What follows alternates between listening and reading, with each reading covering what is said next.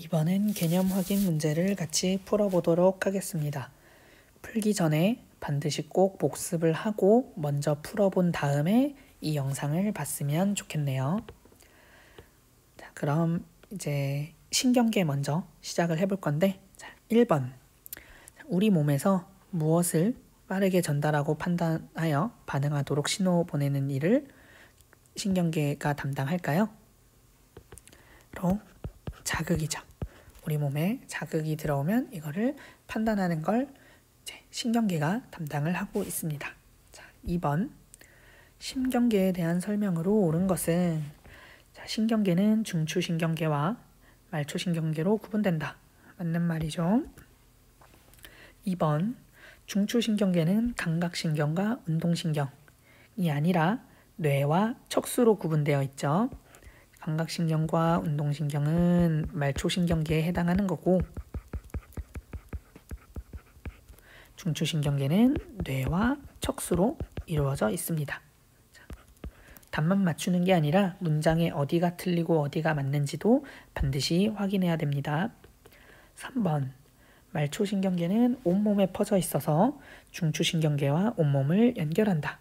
맞는 말이죠. 4번. 감각신경은 근육이나 내장기관 같은 반응기관을 중추신경계와 연결, 그리고 중추신경계에서 보낸 신호를 반응기관으로 전달. 반응기관이 나오면 감각신경이 아니라 운동신경에 해당하는 말입니다. 자, 세 번째, 뇌의 구조. 자, 뇌의 구조 그림을 먼저 자세히 보도록 할게요. 자, 먼저 가는 대뇌에 해당하겠죠. 각각의 기능은 교과서 143쪽을 참고하면서 보기 바랍니다. 대뇌.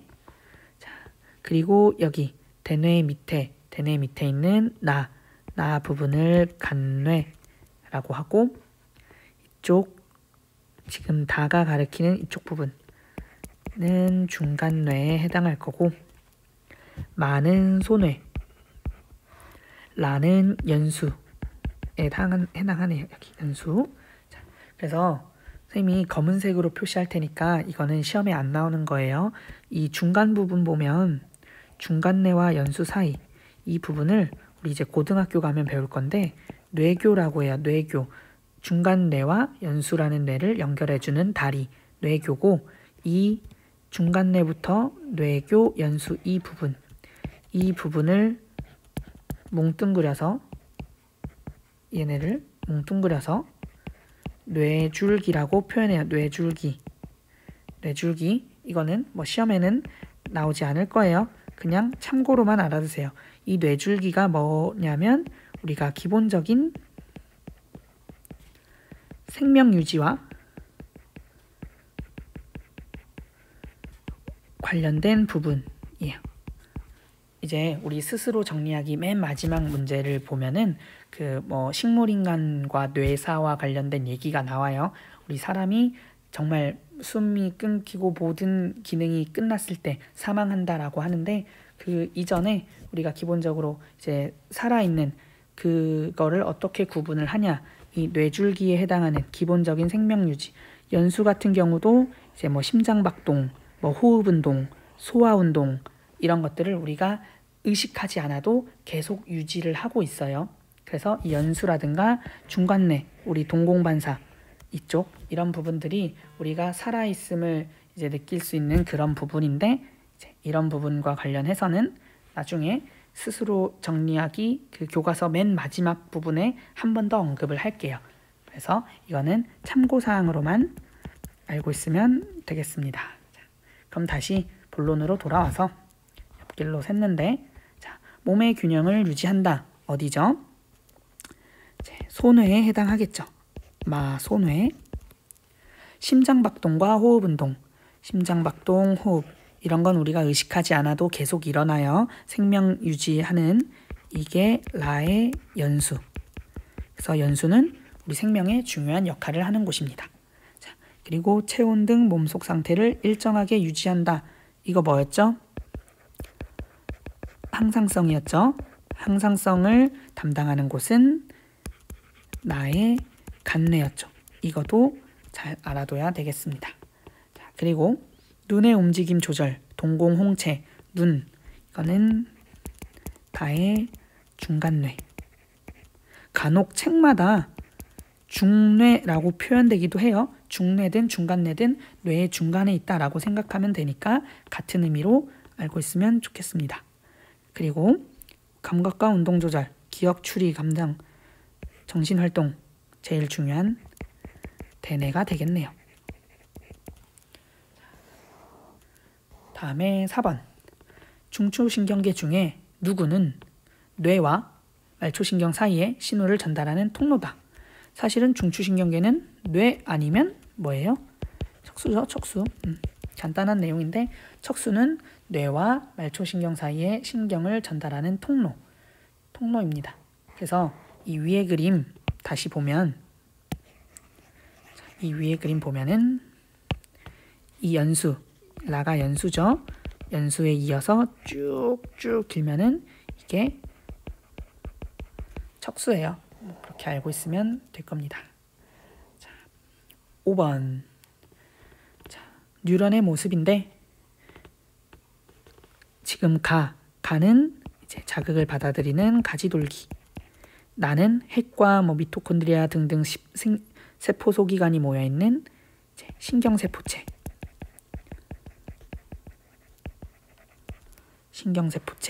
그리고 다는 축삭돌기가 되겠네요. 축삭돌기. 자, 1번. 다른 뉴런이나 기관으로 자극을 전달한다. 전달해주는 거는 축삭돌기가 되겠고, 핵과 세포질, 여러 가지 생명활동이 일어나는 곳, 나 신경세포체.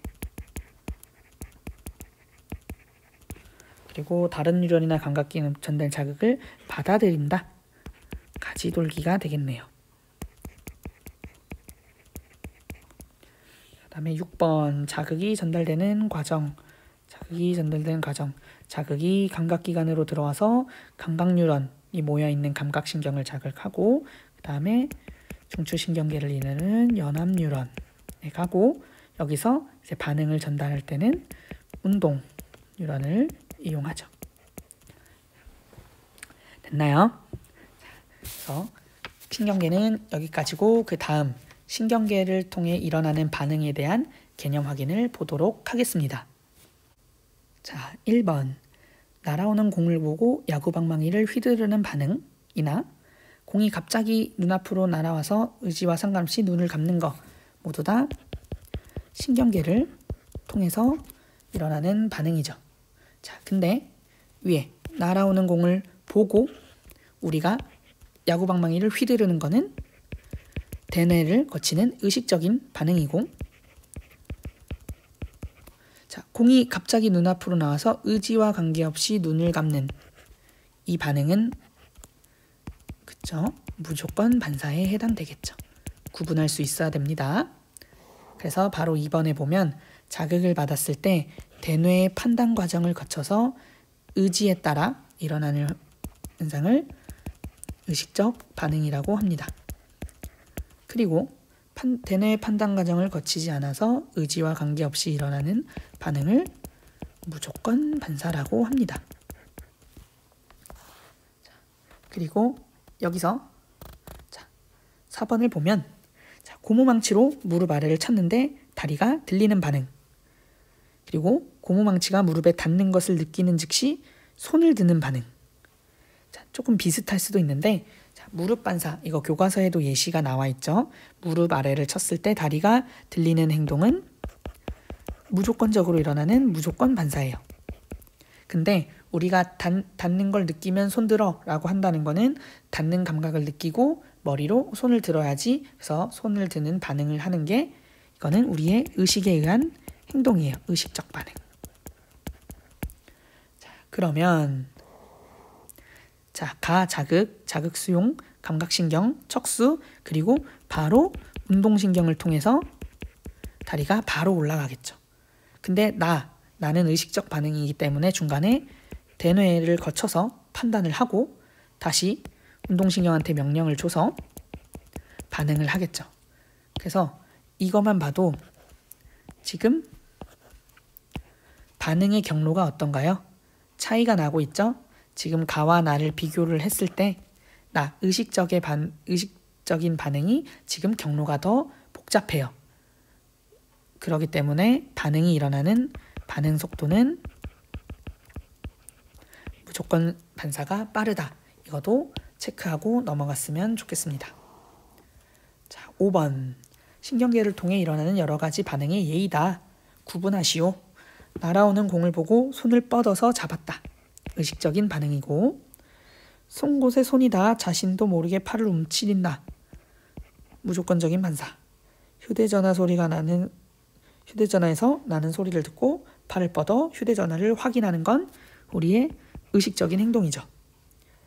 어두운 밤에 집에 들어오면 조명을 켜서 집안을 밝게 했더니 동공이 작아지는 건 우리의 의지와는 상관없는 무의식적인 반응입니다. 어려운 거 없죠? 그 다음에 마지막으로 항상성과 호르몬에 대한 개념 확인을 풀어보도록 하겠습니다. 1번. 기온이 변해도 체온이 유지되는 것과 같이 우리 몸은 몸 안팎의 환경이 변해도 이에 적절하게 반응을 한다. 그래서 몸의 상태를 일정하게 유지하는 성질이 있는데 이것을 항상성이라고 했죠. 꼭 알아두세요. 자, 2번. 내분비샘에 만들어져 특정 세포나 기관으로 신호를 전달해서 몸의 기능을 조절하는 화학물질을 호르몬이라고 했습니다. 호르몬. 자, 3번. 호르몬의 작용과 신경의 작용을 비교한다. 교과서에 그림도 나와 있죠. 자, 호르몬은 뉴런을 통해 몸으로 전달됩니까? 아니죠. 뉴런을 통한 게 아니고 혈액을 통하는 거예요. 뉴런을 통한 건 신경이죠. 틀린 말이고요. 자, 그 다음에 호르몬이 작용하는 범위는 신경에 비해 넓다. 광범위하다고 했고요. 3번. 호르몬은 신경에 비해 신호가 빠르지 않습니다. 신경이 더 빨라요. 호르몬은 지속적이고 오랫동안 작용을 합니다. 그래서 틀린 말이고, 자, 신경의 작용으로 나타나는 효과보다 호르몬의 작용으로 나타나는 효과가 지속적이다. 맞는 말이죠. 교과서에서도 나와 있는데 호르몬 같은 경우는 뭐 성장, 발달 이런 것처럼 광범위하고 지속적인 반응을 조절할 때 관여하고요. 신경 같은 경우는 이제 환경이 갑자기 변할 때 뭐 즉각적이고 신속적인 반응을 조절할 때 관여한답니다. 자, 4번. 우리 몸에서 일어나는 체온 조절 과정에 대한 설명으로 옳은 것은, 자, 더울 때는 몸의 근육이 떨려 열 발생량을 증가한다. 쌤이 교과서 할 때 설명을 했어요. 우리 몸에서 열을 막 올리면 열 발생량이 증가하면 체온이 올라가요. 근데 더울 때는 그럴 필요가 있나요? 그럴 필요가 없죠. 추울 때 열의 발생량을 높여야 돼요. 틀린 말. 2번. 피부에 있는 혈관이 확장되면 몸 밖으로 나가는 열이 증가한다. 그것도 선생님이 말을 했던 거예요. 피부 근처에 있는 혈관이 확장되면 그 혈관을 통해서 지나가는 혈액의 양이 되게 많아요.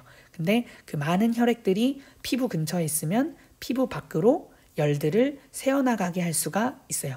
그 혈액의 열들이 피부 밖으로 나가게 돼요. 반대로 추울 때 피부 근처에 있는 혈관이 수축이 되면 흘러가는 혈액의 양이 줄어들어서 밖으로 새어나가는 양을 줄일 수가 있는 거예요. 그래서 이제 추울 때는 피부가 창백해진다 이런 얘기도 했던 겁니다.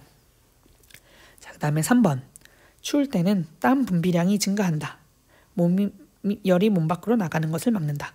땀 분비량이 증가한다는 거는 이제 더울 때 얘기했죠. 더울 때 땀이 나면 액체가, 우리가 땀이 나면 나중에 땀이 마르잖아요. 땀이 마르고 나면 시원함을 느낄 거예요. 왜냐하면 땀이라는 액체가 나중에 기체로 상태 변화를 하는데, 액체가 기체로 상태 변화를 할 때는 주변의 열을 뺏어가요. 이건 1학년 때 배웠으니까 기억할 거예요. 자, 틀린 말. 4번.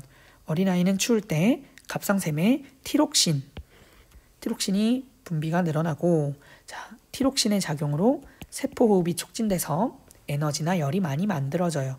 그러니까 추울 때일수록 이런 열이 많이 발생해야 체온을 원래대로 정상 체온으로 올릴 수가 있겠죠. 그래서 맞는 표현입니다. 자, 5번.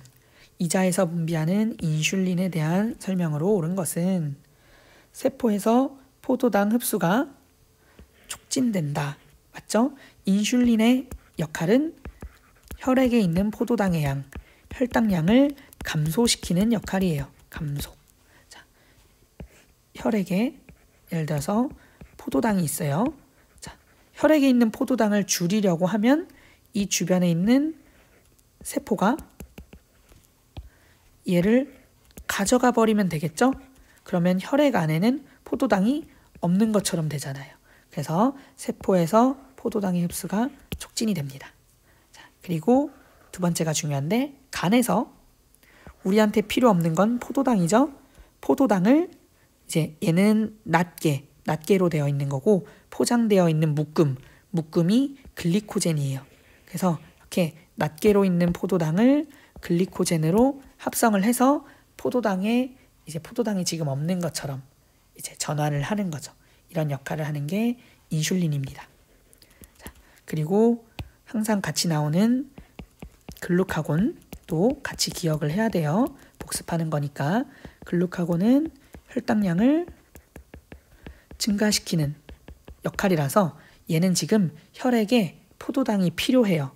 그러니까 반대로 글리코젠을 포도당으로 분해하는 걸 촉진하겠죠. 그것까지 같이 알아뒀으면 좋겠습니다. 자, 이렇게 해서 개념 확인은 여기까지 풀어본 걸로 하고 이제 나머지 스스로 정리하기 문제를 다른 영상에서 풀어볼 건데 마찬가지로 풀기 전에 반드시 복습하고 문제를 풀어본 다음에 강의를 봤으면 좋겠습니다. 자, 그럼 수고하셨습니다.